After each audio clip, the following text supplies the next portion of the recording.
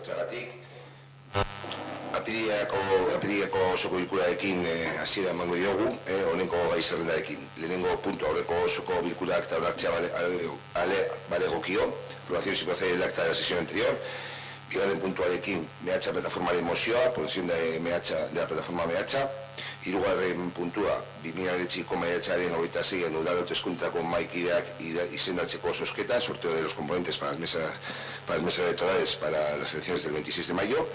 Laugarren puntua, bat adizio, hiru emeretzi eta lau emeretzi jasangarri expedienteak berri ematea, dar cuenta de los informes de sostenibilidad de los expedientes 0319 y 0419.